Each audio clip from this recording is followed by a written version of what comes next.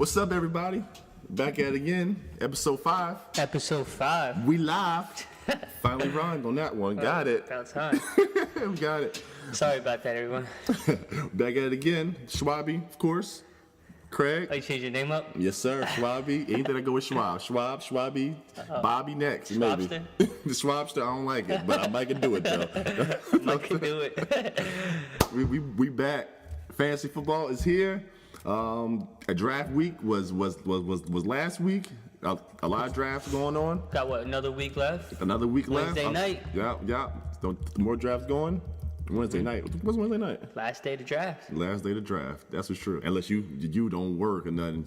You got a Thursday draft in the morning before the game. Then I feel you on that. Wait late as possible. I hear you. Some injuries. Them injuries hit. Did y'all see them injuries? Terrible. Edelman, Spencer Ware. Those are hits. Hits. Speaking of which, we have a curveball for everyone today. Little curvy slicer coming. We gonna do since a draft is getting there and everybody is looking at their teams. And we've been in a few. And we've been in a few drafts ourselves. We're gonna talk about some risers and fallers since draft days right here. You know, in June, players were all hyped up and everything, but situations happen, we're gonna see. We're gonna I'll talk a little bit about it and see. We're gonna see. Let's start off with some risers. Let's do it. Let's do it. The risers. All right. First person on the rise charts, Kareem Hunt. Kareem Hunt from the Chiefs. If you've been living under a rock, Spencer Ware got hurt, and Andy Reid immediately named him as a number one. If you remember back with Andy Reid, if you talk Andy Reid and running back, you think of Jamal Charles, you think of Brian Westbrook, you think of LaShawn McCoy. Those are all great backs. Andy Reid feeds his backs, receptions, yards, and everything. There's no way you don't get Kareem Hunt. If you can get him in the 4th round, it's an absolute steal. He definitely should be going in the 3rd round. But I'm going to ask Craig one question. Are you plugging or unplugging my idea? I'm plugging Kareem Hunt in. Like you said, you got to go get him in the 3rd round. You're definitely missing out if you don't. I like Kareem Hunt a lot. Spencer Ware was going to do damage there. And they had talks even before Spencer Ware went down that Kareem Hunt might take his job during the season. Yeah. So if they're speaking about that now. I came earlier than expected. Yeah, exactly. So I'm going to plug Kareem Hunt in. Whoever drafted early on, if you got Kareem Hunt, congratulations, because I know you got him in the 9th round, 10th round. Yeah. And you just plug him in your starting lineup. Oh, your team is looking pretty good right now. Let's go another one. Another riser from the preseason is Ginn Jr. Ginn Jr.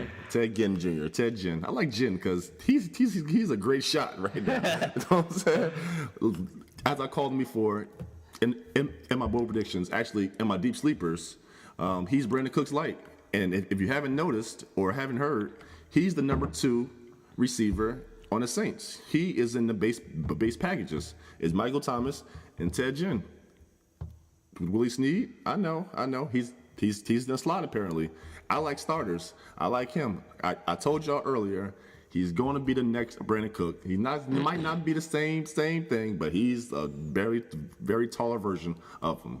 Craig, I think I already know your idea. You're completely wrong. Do not chase after Ted Ginn. Ginn.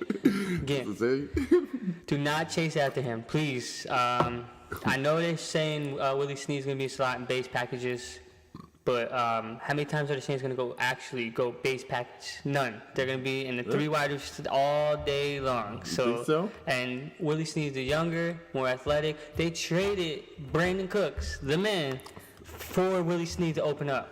They didn't know about Ted Ginn at this time. But they paid Ted Ginn. Yeah, well, they had to. They needed another insurance receiver. Another Brandon Cooks. An insurance receiver. All he is an insurance package for speed, blow the top off. He doesn't have big weeks. Don't worry about that. But he is not.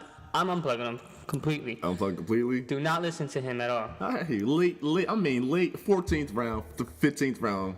13th, well, yeah, if you're slim on wide out. Receivers, you go after Ted Ginn. Max, I said 11th round, 10th round, but be happy with him. I'm telling you. Remember, Schwabby told you. All right. Our next riser, we're gonna go with. Unfortunately, it sucks with injuries, but injuries happen in fantasy football, and you take full advantage of them. Kevin Bust White, I say, because that didn't sound too good. Yeah, that doesn't sound too good. But I'd say Kevin White from the Bears. Cameron Meredith, who I was big on, he was my big breakout receiver, is going for the year. All right, Mike Glennon is a QB. Who was over there? Kendall Wright? No. Freaking Marcus Whedon? No. Victor Cruz? I think he's getting cut. He's doing a merengue. He's not even doing salsa no more. Okay. Kevin White was a former 6th pick. Okay, he got hurt the last 2 years. West Virginia. Injuries hurt. Right. West Virginia. He is West Virginia. Yes, West Virginia. He got hurt the last 2 years, so he really ain't show. This has to be the year right here. Okay, everything's lined up. He's number one. I know he can't separate, but maybe he gets it this year. Normally, on the 3rd year, receivers get it, and I say go with it. And he's going undrafted. What you not like about him? I'm also plugging Kevin White in. Again, there's no one over there. He's a big target. Jay Cutler found ways to find him the ball even before he got hurt. And when before he got hurt last year, I think he had a couple pretty good games. He had like 1 or 2. Yeah, one or and two. then he went down. It was I'm not saying a lot, but the potential, like you said, the potential was there. Again, he's a big receiver. I think he's going to get the ball a lot. They're going to be losing a whole lot. Sorry, Lance, about that, but your Bears are not going to be too well this year. But Mike Glennon, he knows how to get the ball to those big receivers, as you saw. He looked good. His third preseason game. Yeah. His third preseason game, he actually looked good. He knows how to throw the ball. They're just shaky on both sides, really. That's true. So they're going to be losing. He's a big receiver. I'm plugging him. Because opportunity equals fantasy, and if you had opportunity, that's big in fantasy. Maybe he busts, but maybe he's the next Odell Beckham. Yeah. No, he's not. But I know that was sarcastic. Yeah. All right. Said Odell Beckham. Our last riser will go with Chris Hulk Hogan. What? Chris Hogan. Chris Hulk Hogan. Hulk Hogan? Hulk Hogan? No, you don't know Hulk Hogan? You saw how big Chris Hogan is? I did. You see how big Hogan? Everybody with Hogan. It's only right I said Hulk, though. You know what I'm saying? He's a nursery, by the way. He's getting nursery books. My man got him. Anyway, if you ain't know, it sucks. Injuries suck, but at fantasy, thumbs up. Got it. Yeah. Chris Hogan. Julian Edelman went down. Yes. All right. He leaves 100 catches right there by himself. All right. Brandon Cooks is there, yes, but I feel like they're gonna put Chris Hogan in the slot. As you've seen when he got hurt, they put Hogan in the slot, and I think he scored twice. Or something. He had big games. He had a huge game. So I think a playoff game he had a big game too. Oh yes. Brady has a trust in him. Okay. In the interview, he named Hogan first. Okay. He likes him a lot. He showed him he's ready for the limelight. And anybody who's in the Patriots offense as the slot, as you've seen with Edelman, the last decade, it feels like 100 catches is a given. So I'm definitely going with him. What do you think about that? The company I used to work for, Today's Business, shout out to you guys, are good friends with Chris Hogan. With that being said, I'm okay. I'm going to have to say I'm unplugging it. Sorry, Today's Business. But unfortunately, they have so many other weapons there. Amendola can step in. Malcolm Mitchell. Amendola, he's hurt already now. Malcolm Mitchell. Gronk is still there. Cooks. I'm not saying don't go draft Chris Hogan, but if you need a desperate wide receiver, definitely go take him. But don't jump out the window. Don't jump out the window. He'll have big games, but you guys see how consistent Brady is with him. So if you like the Patriots, by all means, go take them. And if you can't get your hands on Cooks or Gronk, that's the next best guy, I guess. But they're going to be spreading the ball around, and I just can't trust it right now. Yeah, that's true. But I'm telling you, I like him a lot. The playoffs, if you earn. I had Chris Hogan on my team all last year. Did you? Yeah. I mean, during the season he was up and down, but in the playoffs it matters. If Brady too, he's the GOAT, right? Yeah, he's the GOAT, right? Yeah, you're right. If Brady is throwing you the ball in the playoffs and you snagged 2 touchdowns for $156 or something like that, he had whatever. Yeah, but what about James White? James White scored a winning touchdown. He's not even. I don't even think they have a depth chart for running backs yet. They don't. It's like 1,000 of them over there. So It's just you know how Bill Belichick does it. Yeah. You have to see a game time. He's not going to give you anything. Oh, he's going to be the guy. You're going to see that's game you know time. Bill with the hoodie. Mello with the hoodie. Mellow, I wish. All right. How about some fallers? How about Who fallers? Let's go with Andrew Luck. Let's start off with Andrew Luck. Before the preseason, you know, nobody really knew about him, but all the news right now does not look good right now. He was being drafted. Well, the thing is, there is no news, and we're away from NFL. That's true. That's true. The coach came out and said, "I don't know if he's throwing the ball yet." Yeah, I don't know if he's throwing the ball. They're the head coach. And that sucks. Which means right he there. knows he's not throwing the He ball. knows he's not doing it. They just buying their time for the pup list. I don't know why. He was going sixth round in our preseason. I've been in a few drafts, and he's lasting all the way to round 11, around 12, which means everybody is scared of that shoulder. You should be too. He is great, but I think 6 weeks he's gonna be going for. I think he goes on pup list. I think he's hurt more than what is expected. So downgrade all the Colts players: Frank Gore, Dante Moncrief, T.Y. Hilton, especially Andrew Luck. But I like him if you can get him with one of your last picks, 14, 15, because when he comes off his shoulder, he showed you he's still a top quarterback. Yeah, like you said, he is falling. You can't draft him in the first 5, 6 rounds. But it is still Andrew Luck at the end of the day. We don't know what his injury is. Maybe they're just hiding it for teams coming up, which is utterly ridiculous. Yeah. But at the end of the day, like I just said, he is Andrew Luck, and if he comes back, he can easily be a top 3 quarterback. It seems like Cam Newton has the same injury as him, and Cam Newton came back. Yeah. But I guess no one knows. No one has a clue what's going on over there. Shoulders suck. Yeah, so Especially these 300-pound linemen who's just gonna sack him, and then you know they're gonna just land on him right there. don't let him go undrafted. No way. If you have a good quarterback, such as a top 5 quarterback, you think, go chase after Andrew Luck. Why not? That could be trade bait for later on when he comes back. So if you have an iffy quarterback, I would say that's one in the second tier of what your personal opinion is. Don't chase after Andrew Luck. You want to get someone that's just as good, that will be playing and do something for you. Because Andrew Luck's not going to be there, I think, for 3 games, maybe even 6 with the pup list. I agree with you, man. It sucks, man. He's one of my favorite players too. But injuries suck, and they just paid him too. Don't get too emotional on us. Yeah, man. Yeah, I almost cried. You hear my voice? I almost cried, bro. That sucks, man. It's life, though. Move on. Yeah. Let's move on to Eddie Lacy. Oh. Eddie Fat Man Lacy. Fatty. Remember when preseason when he came in shape? He met his weight goals, and he was the number 1 running back over there and all Still that. trash. Have you seen preseason games or no? That is Fat Eddie, reincarcerated. He is fat and he is not ready. Like that? Yeah. He's not it right there. He's going 8th round. That's a reach for him. I think we've seen our best days of him in Green Bay that 1 year. He looks slow. I think the rookie Chris Carson is going to take over that backfield. Or Thomas Rawls even too. But it's too many masterpieces. Yeah, pro size for PPRs. But I don't think it's room for Eddie Lacy. We've seen him run. We see him run. The Seahawks line sucks. I don't think he does it at all. Do not draft him in the 8th round. Wait after your kicker to draft him. Yes, I'm with him on this. Do not go after Eddie Lacy.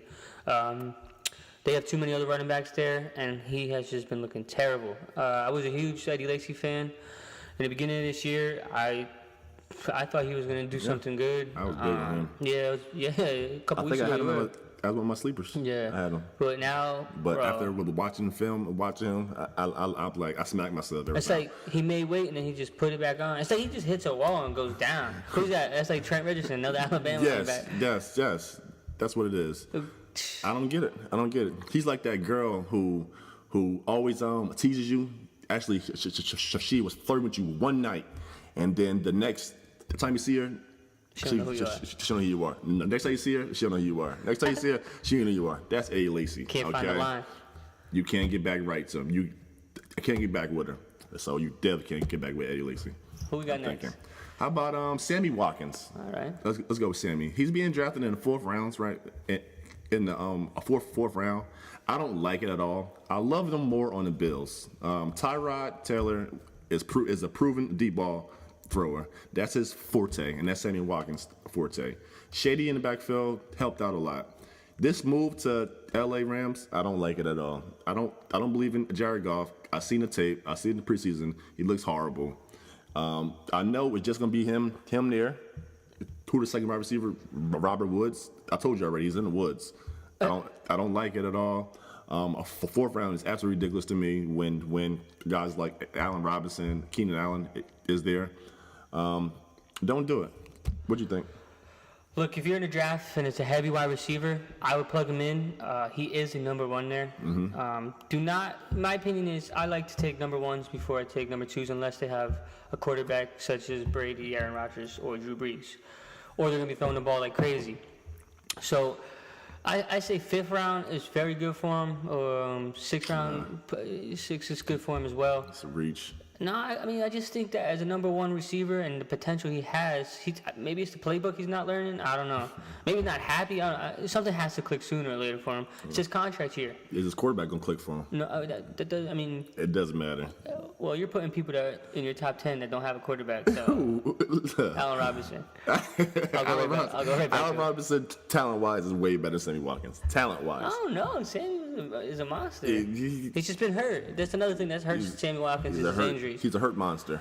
Wow. Allen Robinson is a fresh monster.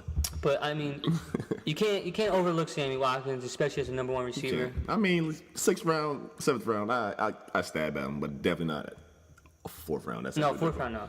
I'm saying if all the number ones are gone in every team, you guys look at Sammy Watkins. A question. Who would you rather have, Pryor or Watkins? Come on, man. Oh, yeah, you're right. See that? Pryor. Better quarterback, better system. I like it. But he got more targets over there, though. Who's that? Pryor. Yeah, but Kirk Cousins. Jordan Reed. Kirk Cousins throws the ball a million 50 times a games. game. I hear you. But their old coach is the LA coach. There you go. That still can't convince you? What? No. That's Sammy Watkins? All right, I tried America. That's my keeper. Bite. That's my keeper. All right, the last faller, we're going to go with, let's take a little curveball. Let's go with the rookie, Corey Davis. What was he, the 4th pick in the draft? In the real draft. Yeah, in the real draft? Yeah. I think it was the fourth pick. He was the first wide receiver pick. I know that. Yeah, for sure. He's on the Titans. He was being drafted a 9th overall. Everybody, I think he's the next Odell Beckham. He broke almost every record in college. Yes, I get it. He's great. He's athletic. He runs a 4.3. He's 6'7" probably, whatever he is. He's great. He's a monster. But he hasn't played yet. He's not doing it. I appreciate the game. He hasn't played yet. There's so many mouths to feed over there in the Titans. I think they're going to be a run-first offense still. And if you've seen, Rashard Matthews is not dead yet. He's not going away. Playing good. He's playing great. He's playing real good. And another sleeper is Eric Decker. Eric Decker. So I think I don't think he's going to get enough opportunities early on. I think if you draft him, you have to be extremely patient with him, and I mean keep him the whole year patient. He's going to be on your bench. He's going to be on your bench. He's not going to be a start worthy. Do not draft him in the 9th round, 10th round. Wait almost the 15th round if you can. Unless hopefully injury comes along for him. Don't believe the hype. I know he's talented, but don't believe the hype. Yeah, I mean, what do you think? There's not too many rookie receivers that are doing anything except for Galladay over in Detroit, and he was drafted pretty late in the real draft. So the rookie receivers are struggling the most. I feel like overall in all positions. I think we got spoiled from the Odell, Mike Evans, and Sammy Watkins. That age right there. So everybody. I mean, of course, you might get a surprise here or there. But like you said, the opportunities are they're a run offense team, and then they have 2 other weapons that are just as good and that know the playbook, know the NFL, and can probably take hits. Because the rookies, they think they could take the hits, but once they get hit, that's another. That's a make or break too. You can be scared after that. Another thing, and his hamstrings hurt. Hamstring problems are Yeah, bad. for a speedy guy like that too, hamstrings, it's really hard. But I could be wrong because another person missed 4 games and he had a hamstring injury. You know who it was? Let me know. Odell Beckham. Well, I'm just saying. he's just on a different chart. I'm just saying, though. Just saying. He proved himself. I could have egg in my face. I could look stupid. All right, so let's hold it over to the bro predictions. Let's do it, baby. Let's do it. Clap, clap, clap, clap, clap. That was so gay. If you need my nurseries, again, if you need nurseries, he's the man.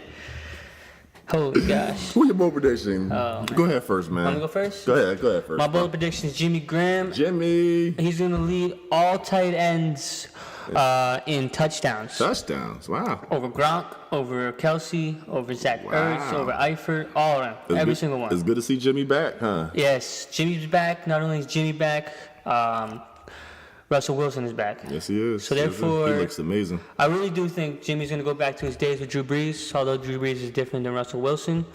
But my reason I'm going this is Seattle has no red zone threat, and you know how Pete Carroll, when he gets to the 1 yard line, he will throw the ball. Yes, he will. So who better to throw it to than a big target such as Jimmy Graham? And I think he's going to be there for him. Oh, I like that bold prediction. I hope you're right because Jimmy was is one of my favorite tight ends, but I'm a Kelsey guy, so I don't believe that though. I'm gonna go with my bro prediction. I'm gonna go with something I've been seeing in drafts. I'm gonna go with Emmanuel Sanders. Will outscore Demaryius Thomas this year. Ooh, I like that. I like that too. I've been seeing in drafts, Demaryius is going 2nd round, 3rd round, while Emmanuel Sanders is sitting there in the 6th round, 7th round. And I'm like, I feel like every time I look at him, Emmanuel Sanders is scoring and doing more, especially with Travis Simeon. You got any information on this? I think I got some information on that to back this up. Did y'all know the last 2 years, they have the same amount of TDs? Yeah, really? I didn't know that. Yeah, but Emmanuel Sanders has 42 fewer catches than that. Wow. That was real interesting to me. What's more interesting is Emmanuel Sanders has last year. Emmanuel Sanders had 14 end zone targets to 7 for Demaryius Thomas. Wow. That's interesting. Very interesting. And what's more interesting, I still got more. And what's more interesting is Emmanuel Sanders has 5 top 5 finishes last year. Okay. Inside the top 5. Inside receivers wise. Mm-hmm. Okay. Inside receivers wise. Thomas, Dulce, 2. Wow, that's a big.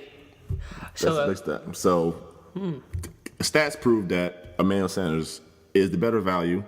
And yeah, so I don't. It's weird that but he gets all the hype. He gets all the hype. I guess he's the big play guy. I don't know. He's the big play guy. He's taller. He's faster and everything. But consistency wins. I didn't believe it too. Fantasy football's all stats, so if you're going by stats, you probably stats wins. Don't take Demaryius, basically. I'll go to Emmanuel Sanders. Yeah, I like that, man. I like that. I like the stats you put in there, too. No, I try to do my little research. The Schwabby back at it. Schwabby back at it. I'm never calling it again. Didn't feel good. So good. Well, that's going to wrap it up for this week's episode. Appreciate you guys watching again. Keep liking it. Keep having us comments. And also, starting next Sunday, we will be going live from 11 o'clock until about kickoff. He will give you information on FanDuel, picks that you should do, players you should plug in, players you should unplug. He's the man at it. Let him know. I'll try. I'll be on 11 o'clock. Any questions, Star questions, FanDuel questions, I'll give you my picks. I'll even a lineup. I'll show you my lineup. Yeah. So, because I'm trying to get this money with y'all, because y'all helping us out with this. I appreciate y'all. We appreciate y'all. Again, anything we need to do better, anything, let us know. Let us know. Tweet us, DM us, email, text, beepers, cell phones, anything, okay? Okay? Beepers. Just do it, okay? Oh, Nike. Because we need y'all. Thanks a lot, Milk, for the shirt aspect. Appreciate it, man. Milton, we trying to, man. The fancy plug, the FSP. We out. Of course, all day. Cowboys. Eagles all day, baby. Have a good one, guys. Ding.